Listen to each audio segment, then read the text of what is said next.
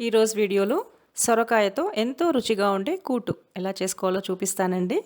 ఇది ఒక healthy recipe అని చెప్పొచ్చు. అన్నం ఇంకా చపాతీలతో తినడానికి చాలా బాగుంటుంది.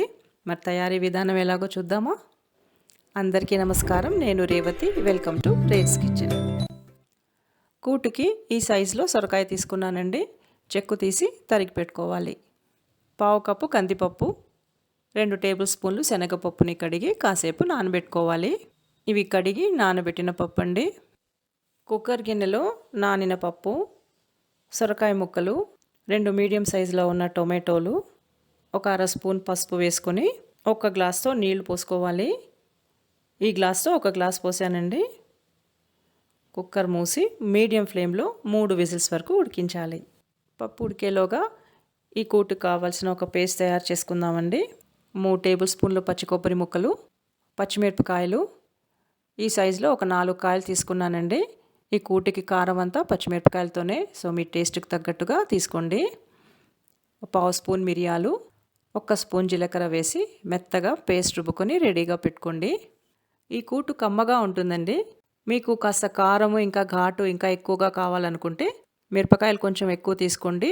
ఘాటు కోసము ఇక్కడ నేను పావు స్పూన్ మిరియాలు చెప్పాను, ఒక అర స్పూన్ వరకు వేసుకోండి. ఇంకా ఇందులోకి కారపొడి కానీ ఎండుమిరపకాయలు కానీ వేస్తే టేస్ట్ మారిపోతుంది. సో పేస్ట్ రుబ్బుకునేటప్పుడే మీ కారానికి తగ్గట్టుగా పచ్చిమిరపకాయలును ఇంకా మిరియాలు చూసి కలుపుకోండి.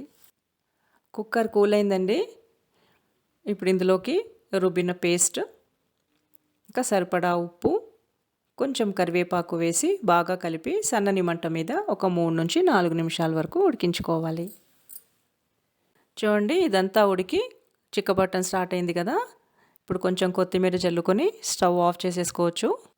కూటికి పోపు కోసము ఒక 2 స్పూన్ల నూనె వేడి చేసుకొని చెరో స్పూన్ మినప్పప్పు, ఆవాలు వేసి ఇవి చిట్లుతుంటే 2 ఎండుమిరపకాయలు, అర స్పూన్ ఇంగువ పొడండి. ఇంగువ ఇష్టం లేని వారు స్కిప్ చేసేయండి.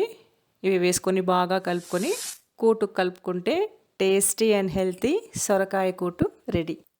ఈ కూటు రెసిపీ మీకు నచ్చితే ఈ వీడియోని లైక్ చేసి మర్చిపోకుండా మీ ఫ్రెండ్స్ అందరితో షేర్ చేయండి. ఇప్పటి వరకు మా ఛానల్ని సబ్స్క్రైబ్ చేసుకొని వారు సబ్స్క్రైబ్ చేసుకొని పక్కనే ఉన్న బెల్ని నోటిఫికేషన్స్ కోసం యాక్టివేట్ చేసుకోండి. Thanks for watching.